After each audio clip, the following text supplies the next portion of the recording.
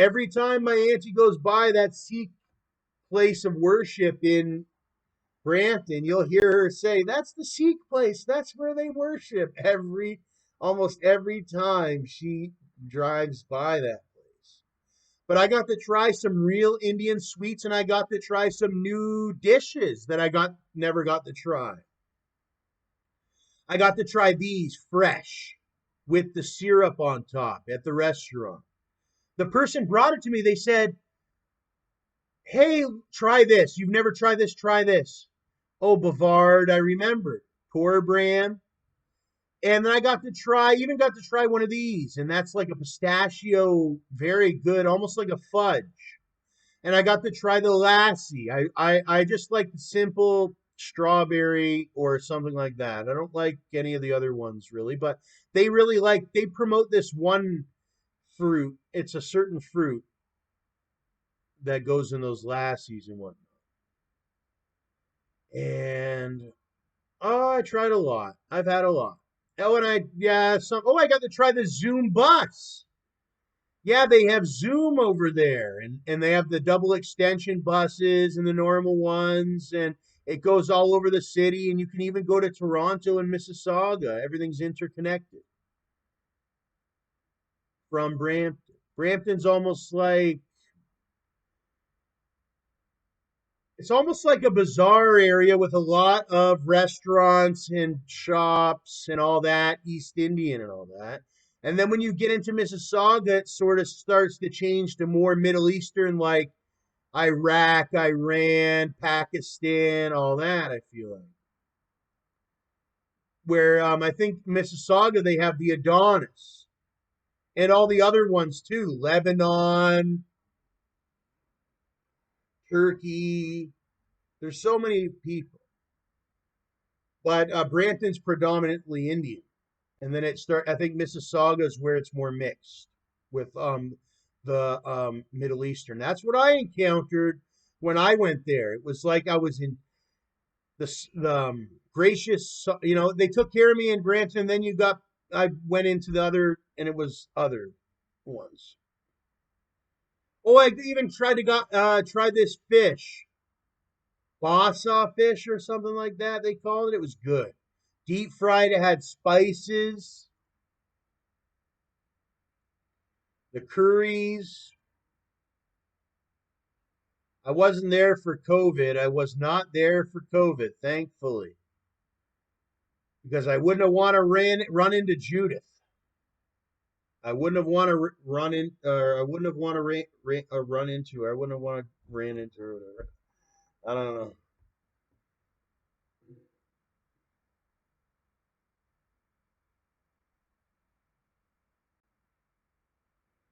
And the rental prices are very expensive. Actually, I got a pretty good deal in Brampton. There were a couple good deals in Brampton, Mississauga. There's a lot more people. It's a big city. Yeah, it's a real big city, and everybody has that big city mentality. I didn't experience any roaches, only in one apartment, Auntie Carolyn's. And I've been calling for Auntie Carolyn's move for a while now. Send her to the emergency shelter. Send her to the hospital. I think they should send her to that palliative care.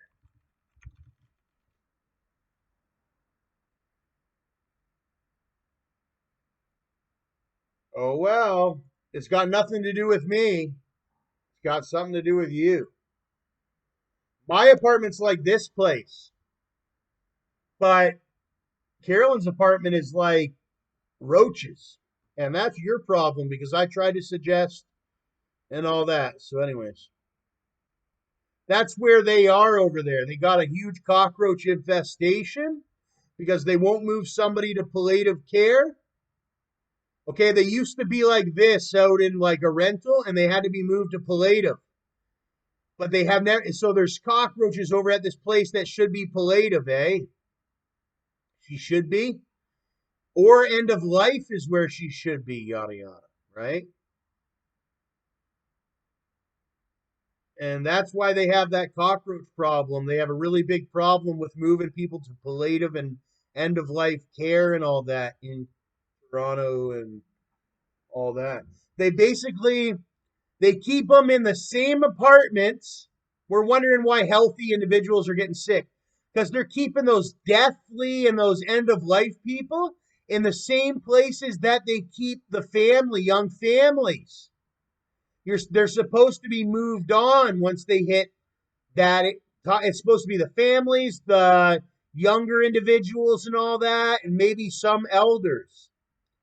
Then once they get like diseased and all that, they're supposed to send them over to palliative and the end of life. So they're all together and whatnot. They go out all together, or else everybody's getting infected.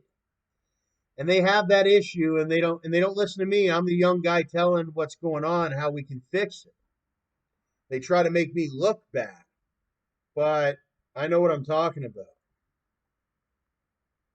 And I know that with time, uh,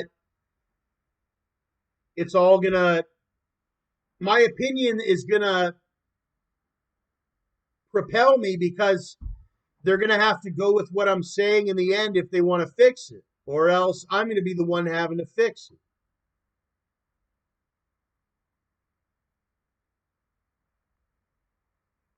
I got to see one of these energy drinks. Wolfie's Taxi, guy from Wolfie's Taxi. I'm not sure of his name, but he's kind of like the guy that kind of goes with my song Obituary. I have a song called Obituary. It's a remix, but I maintain to get copyright on that song, so I'm earning money off that song. And there's a whole movie. There's a whole movie to go along with that song with him. And I got to see one of those different energy drinks that I never tried yet. I got to try so many different energy drinks. But I haven't tried that new purple monster, nor have I tried those blue Red Bulls or those purple Red Bulls, sorry. But you can buy those on Amazon. I'm sort of getting as many as I've heard when I was younger. When you start to get older, you start to get more into making like good drinks. And that was a dream of mine to always be able to make some good drinks. So I haven't made many good drinks. I've only made a couple. If the Lord remembers, I only made like couple lemony drinks and all that. I have not made much sangrias. I've not made much anything really. Spritzers, all that. But I want to start doing that. Grab the fruit, have ice, grab your juice and all that, and maybe a little tiny bit of alcohol to alleviate the blood pressure. Because right now my blood pressure is starting to go high. It's the nighttime. I know I'm going to be working the night away on stuff, on whatever I do or what have you. So, well, I can't just be sitting here. I got to be doing something. Maybe go to sleep again, but I know I'm awake. I know I'm going to be working the night away again. And that's kind of like, oh, to me, because I don't want to work the night again. I just want to have a drink. But unfortunately, I cannot afford a drink right now.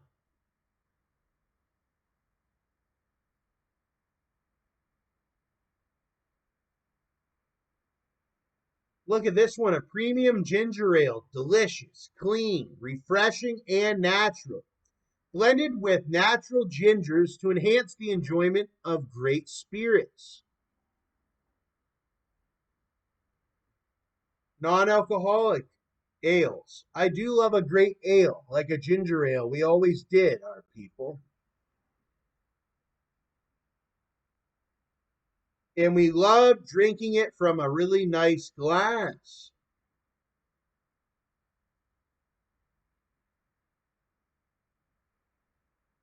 Do I need to get up and do that again?